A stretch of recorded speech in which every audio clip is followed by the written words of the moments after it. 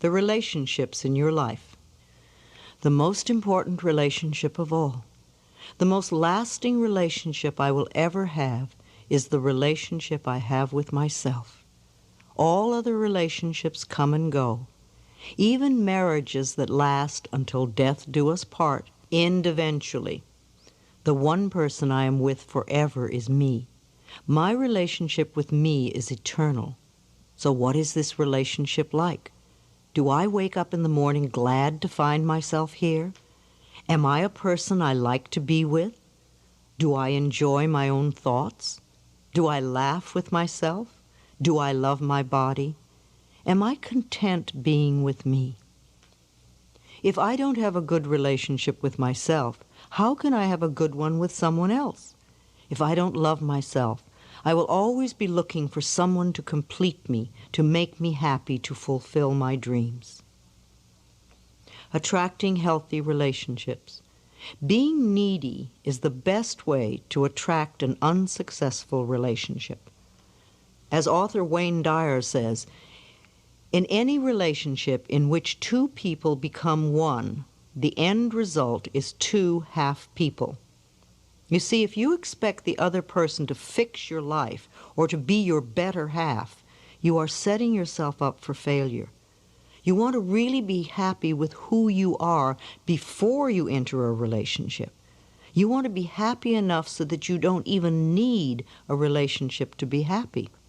Also, if you have a relationship with someone who does not love himself or herself, then it is impossible to really please that person. You will never be good enough for someone who is insecure, frustrated, jealous, self-loathing, or resentful.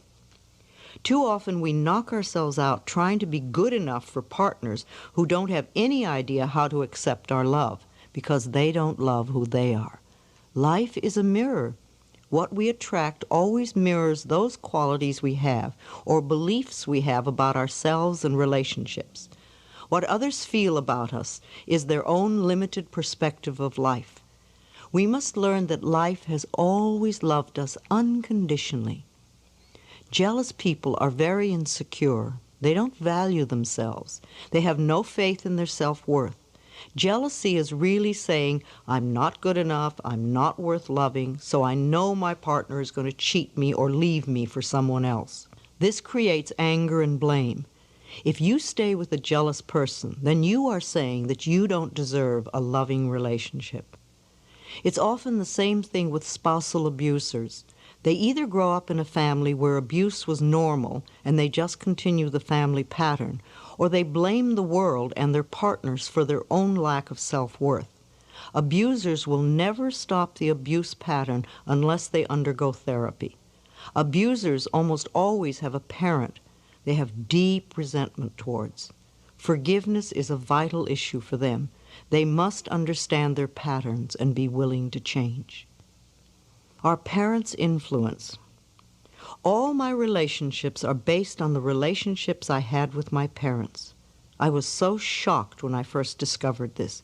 Years ago, I'd gone to a loving relationship workshop conducted by Sandra Ray, expecting to learn how to attract a loving relationship. I was so dismayed when I learned that we were going to work on our relationships with our parents. By the end of the workshop, though, I learned that the reason I had so many problems in my personal relationships was because of the very difficult childhood I had. The abuses my mother and I had endured, the abandonment and lovelessness of my childhood, it had all transferred itself into my current relationships. No wonder I attracted abusive men. No wonder they always abandoned me. No wonder I always felt unloved and unwanted. No wonder I always seemed to have bosses that frightened me. I was just living out what I had learned as a child. That was a very important workshop for me. I released a great deal of resentment and learned to work on forgiveness.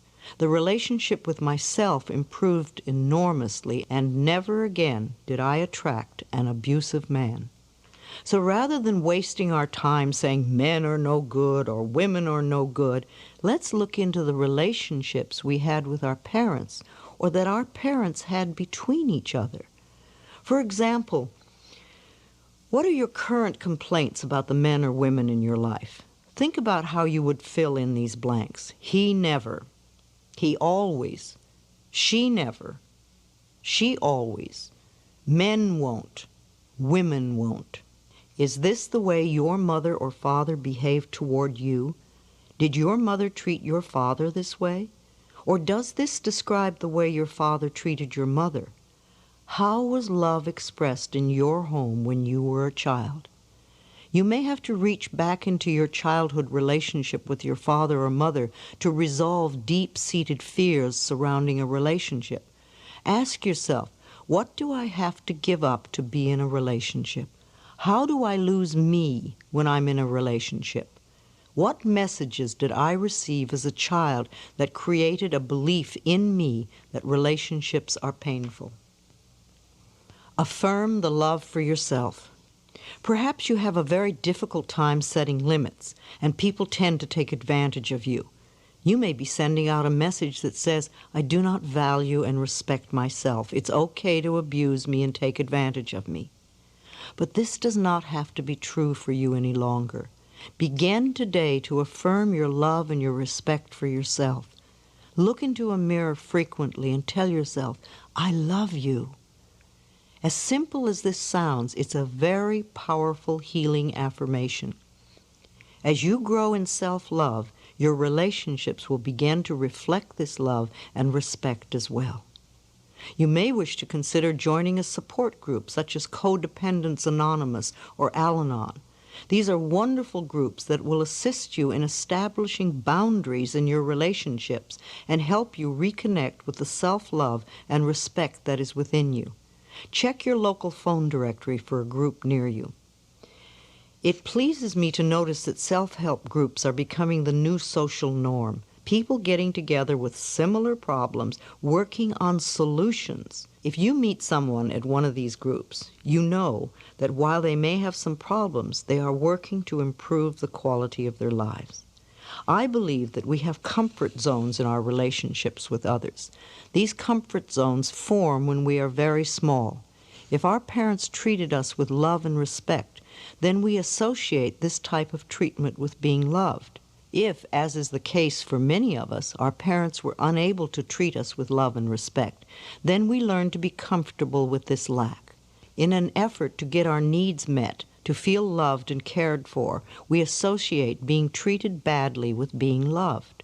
This becomes our pattern, and as a pattern is formed in childhood, it becomes the pattern we use unconsciously in all our relationships. This belief pattern that being treated badly equals love knows no gender bias. I believe that this type of dysfunctional pattern is more widely recognized in women because culturally, women are encouraged to express vulnerability and are thus more willing to admit when their lives are not working. This is changing, however, as more and more men become willing to reconnect with their vulnerability. Women Who Love Too Much by Robin Norwood is an excellent relationship book, and I also recommend the audio cassette album Making Relationships Work by Barbara DeAngelis. An affirmation for all of us is, I open my heart to love and I am safe. All of the important work we do is on ourselves. Wanting your mate to change is a subtle form of manipulation, a desire to have power over him or her. It may even be self-righteousness because it is saying that you are better than he or she is. Allow your partners in life to be as they choose to be. Encourage their self-exploration, self-discovery, self-love, self-acceptance, and self-worth. Finding love. If you are looking for a mate, I suggest that you make a list of all the qualities you would like this person to have. And do go beyond tall, dark, and handsome, or cute, blonde, and pretty. List all the qualities you want. Then review this list and see how many of these qualities you possess. Are you willing to develop the ones you don't have? Then also ask yourself what it is within you that could be denying or delaying the attraction of this person to you. Are you willing to change those beliefs? Is there still a part of you that believes you are unlovable or unworthy of love? Is there a habit or belief you have that pushes love away? Is there a part of you that says, I don't ever want to have a marriage like my parents, therefore I won't fall in love? Perhaps you have feelings of isolation. It is very difficult to feel connected to others when, for the most part, we are disconnected from our own selves. In this case, you need to really focus some quality time on yourself right now. Become your own best friend. Rediscover what makes you happy, what you love to do. Pamper and spoil yourself. So often we look to others to make us feel loved and connected, when all they can do is mirror our own relationship with ourselves. What do you think you deserve in an intimate relationship? When we are coming from a place of feeling we can never get what we really want, it usually means our belief system supports not deserving. Is this what you truly believe about yourself? That you can't have what you truly want? This particular mental pattern no longer needs to be true for you. You can begin to make a change today. Make a few lists, such as what I believe about men, women, love, marriage, commitment, fidelity, trust, and children. These lists will show you any negative beliefs you need to change. You may be surprised by some of the messages that are hidden in your consciousness. Clean them out, and you may be delighted to see how different your next relationship is. It's interesting to note that most psychics report that the majority of people who come to them ask at least one of three questions. Psychics hear these same questions over and over. How can I get a relationship? How can I get rid of a relationship? How can I increase my finances? If you are in a relationship that you really want to get out of, use that all-powerful tool, blessing with love. Affirm, I bless you with love and I release you. You are free and I am free. Repeat this often. Then really be clear on what you do want in a relationship. Make a list if you need to. In the meantime, work on loving yourself nonstop. Love and accept the other person completely, just as they are. As you change and grow inside, you will find that one of two things happens automatically. The other person will either align with your desires or they will disappear altogether. If they leave your life, this transition will be smooth. Always begin by loving and appreciating yourself. Everything else will change.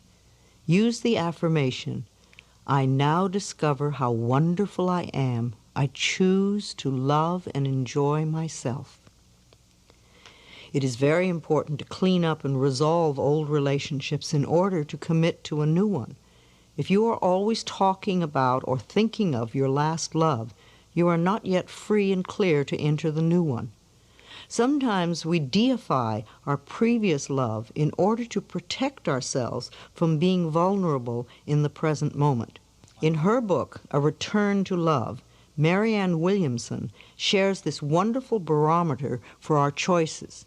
She states that in all of our interactions, we are either moving towards love or moving away from love. Ideally, to be fully happy and alive, we want to be making choices in our life that move us towards love. As you work on resolving the blocks that stand between you and your relationship, practice being your own lover. Treat yourself to romance and love. Demonstrate to yourself how special you are. Pamper yourself. Treat yourself to small acts of kindness and appreciation. Buy yourself flowers. Surround yourself with colors, textures, and scents that please you. Life always mirrors back to us the feeling we have inside. As your inner sense of love and romance grows, the right person to share in your increasing sense of intimacy will be attracted to you like a magnet. Most importantly, you will not have to give up any part of your own self-intimacy to be with that person. The end of a relationship. The end of an affair is often a very painful time. We go into the I'm not good enough routine and punish ourselves. We think that because the other person no longer wants to be with us, there must be something wrong with us, and we often fall into deep despair. It is not true that there is something wrong with us, though. All relationships are learning experiences. We come together for a period of time. We share energy and experiences for as long as we can. We learn what we can together.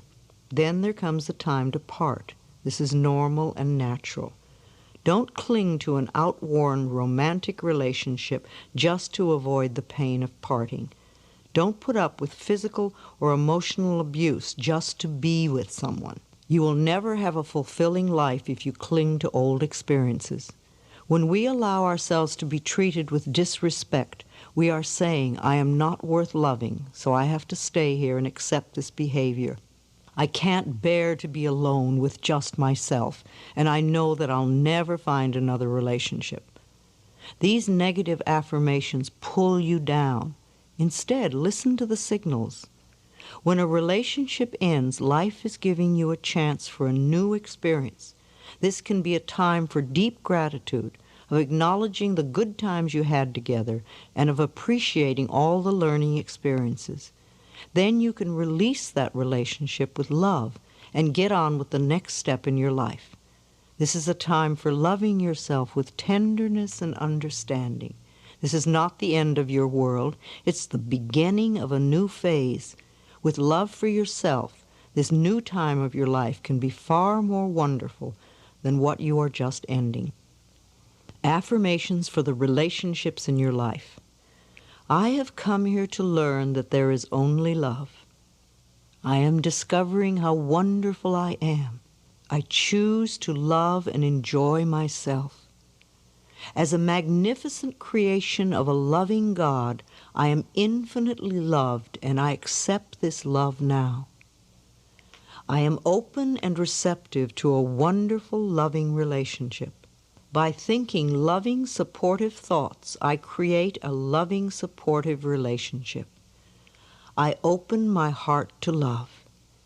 It is safe for me to express love. I get along with everyone.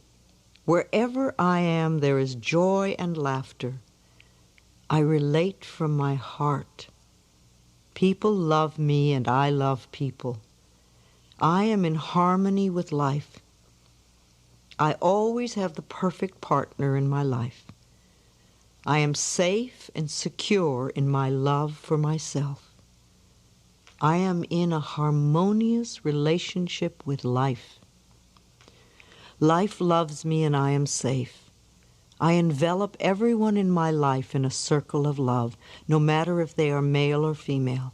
I include my friends, my loved ones, my co-workers, and everyone from my past. I affirm that I have wonderful, harmonious relationships with everyone, where there is mutual respect and caring on both sides. I live with dignity and peace and joy. I expand my circle of love to envelop the entire planet, and this love comes back to me multiplied. Within me there is unconditional love, and I express it to everyone. My unconditional love includes me, for I know I am worth loving. I love and appreciate myself, and so it is.